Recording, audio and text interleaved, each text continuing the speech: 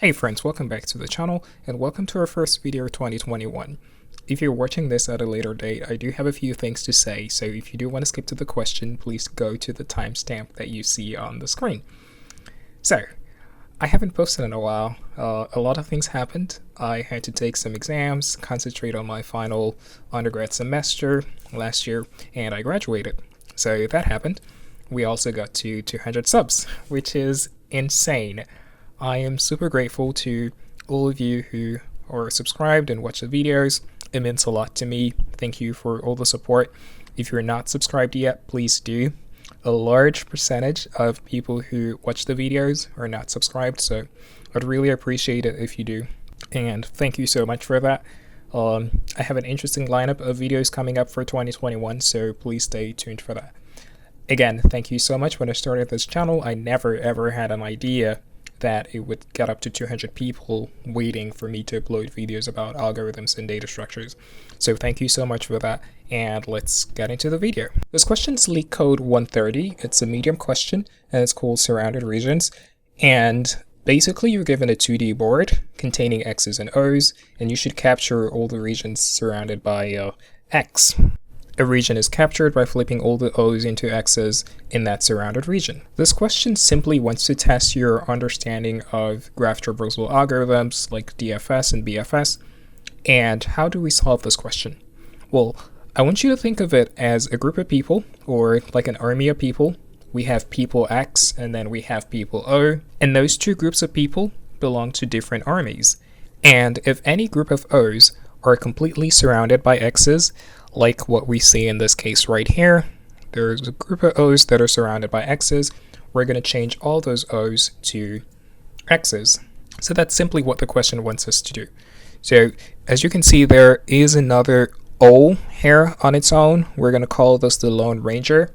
It isn't completely surrounded by X's. It only has X's on like 3 sides, 1, 2, 3. It doesn't have an X over here, so it doesn't get captured, basically. So that's simply the premise of the question. If there are O's that are completely surrounded by X's, change all the O's to X's. Think of it as a video game. So how do we solve this question? Well, this particular example gives away a very critical flaw, and that is if an O is on the edge of the matrix, if it's on the edge of the 2D board, if it's here or here or here or here, it doesn't get captured. It cannot get captured. The reason why it cannot get captured is if it's on the edge, there is no way it's going to be completely surrounded. So that way it cannot get captured. So let's take a close look at this particular example. In this example, we do have an O that's on the bottom edge of the matrix, and this O can never, ever be surrounded because it's on the edge. There's no way there's going to be another X here. So what we're going to do is we're going to take care of that critical flaw, and it's going to make the question a lot more simpler to solve. So we're going to iterate through the board, and then we're going to find any instance of an O that's on the edge of the matrix. So we're going to look here, we're going to look here, we're going to look here, and here. And if we ever encounter an O, like this one here, we know that it can never be surrounded. And we're going to do a DFS to look for any other O's that are connected to this particular O directly, because if this O is connected to another O, that group of O's can never be captured. So say for example, we do a DFS and we come here and we see an X and we say, oh, that's not an O, so we skip. We come here, we see an X, that's not an O, we skip. Come here, an X, that's not an O, we skip. Say for example, there was an O here. If there was an O here, this group of O's can never be surrounded because it's connected to at least one O that's on the edge. So that's the first critical flaw that we're going to find. And when we do find that, we're going to change those O's that are connected to the edge. We're going to change it to like a special character, say for example, an underscore. So when we do that, when we find this O, we change it to an underscore, then we know that that particular O cannot be surrounded. If it has other connected O's to it, we also change those to underscores. After changing that to underscore, we're going to iterate through the matrix. So when we're iterating, we know that all the O's that can never be captured are underscores, and any other remaining O's that are left untouched are O's that can be captured. So we capture those O's. So for example, this had already been changed to an underscore because it's the only O that cannot be captured. All of these O's right here, 1, 2, 3, their states are maintained, so there are still O's. So when we come here, what we do is we capture them. We just change them to X's. Change this to an X, X, X means we've captured them while iterating through the matrix. That's pretty much it. When we get to an O that's an underscore, we know that it's a special character. We have to change the state of the board back to an O. So we change it back to its original state. We change it back to O. That's it. That's simply how you solve this question. So let's talk about the time and space complexity of this algorithm.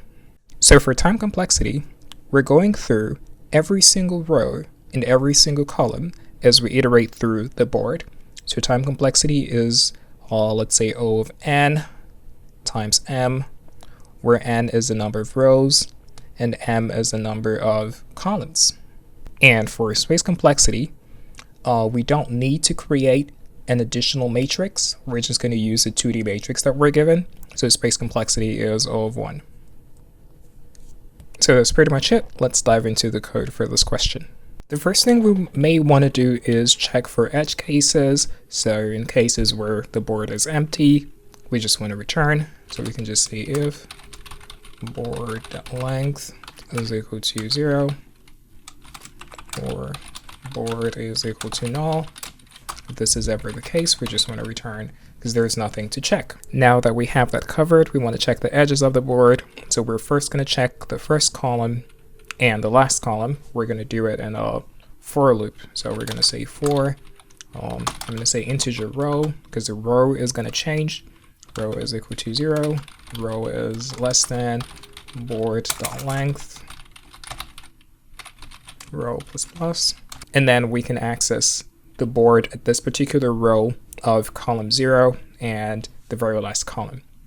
So we can just say if board of row and 0, if this is equal to what character it is, I think it's an O, capital O.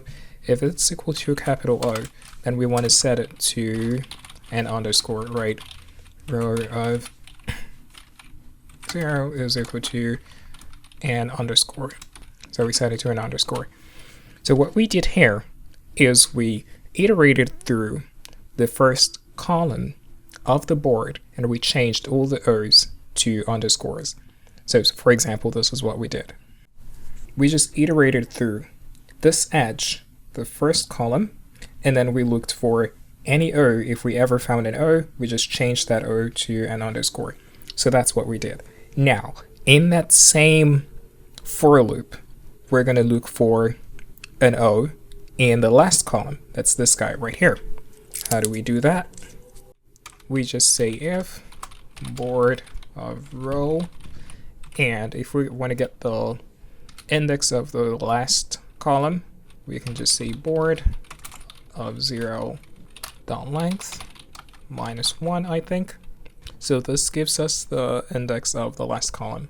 If that's equal to an O, then we do the same thing. We change it to an underscore. So if that's the idea, now we're going to do the same thing for the top row and the bottom row of the board. That's the top and bottom edges of the board. So we're going to copy this same loop. We're going to change a few things. Now the column's going to change. Column.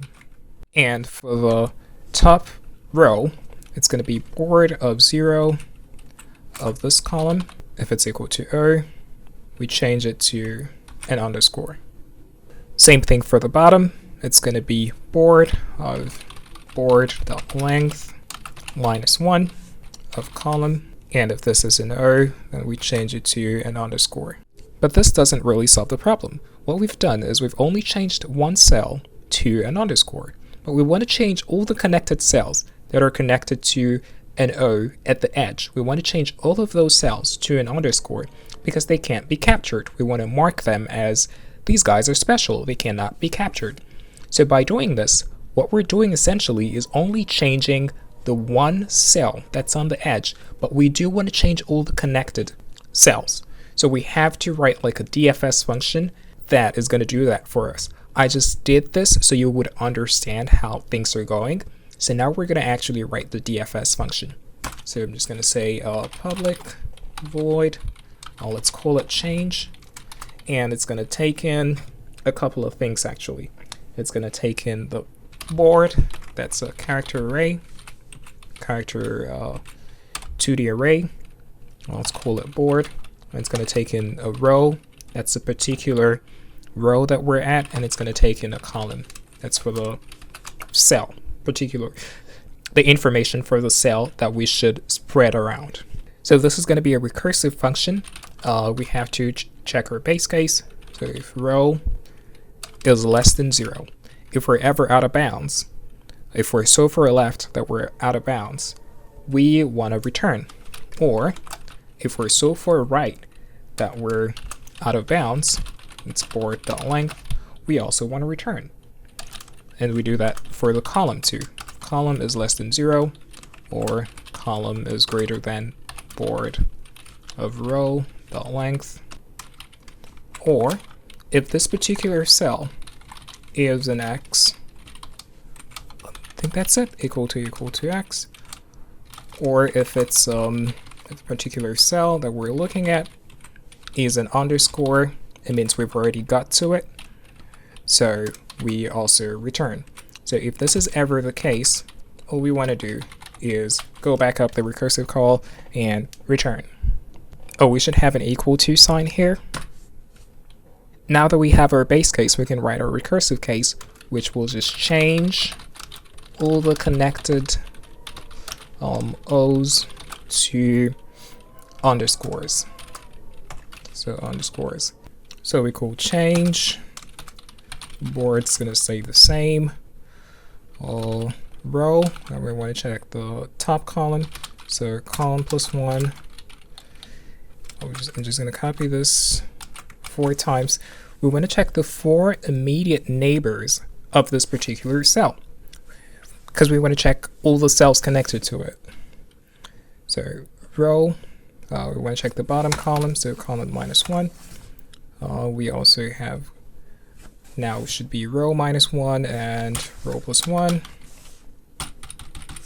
So this checks immediate right, this checks immediate left, this checks immediate bottom, and this one checks immediate top. So that's it for our recursive function. We just need to call it in these if statements here. So we call change. Board doesn't change. Now the row remains the same, column is 0, and then we get rid of this. We copy this. Change board row, and now column becomes board of 0.length. Replace that, get rid of this, and pretty much do it for the other 2 cases that we have. We call change board, row is board that length -1, this one, and then column is column. Get rid of this, and then we copy this. This one's 0, and this one's that. Get rid of this. The only thing that's left to do is to iterate through the entire board and change all the remaining zeros that we have. Because if we have zeros remaining after changing the connected ones to underscores, it means that those zeros can be captured. Those O's can be captured. So we want to change all of those O's to X's. We want to capture them. So we do a for loop. Row 0, row is less than board.length. And then we do column. And now we want to check for 2 cases. Our first condition is if the board at this particular row and column, if this cell, if it's equal to an O, we capture it. We just change it to an X. Means we've captured this dude.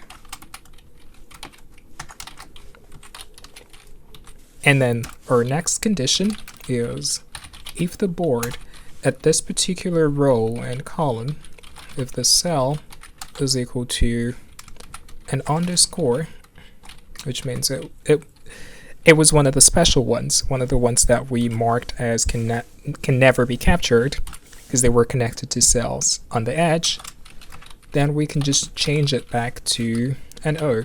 So row and column, change it back to an O. That is pretty much it. That's it for this question. I'm going to make sure that we don't have any mistakes, and I'm going to run this. There should be an equal to sign here. Run this again. So actually in the recursive function, we forgot to change this cell to an underscore.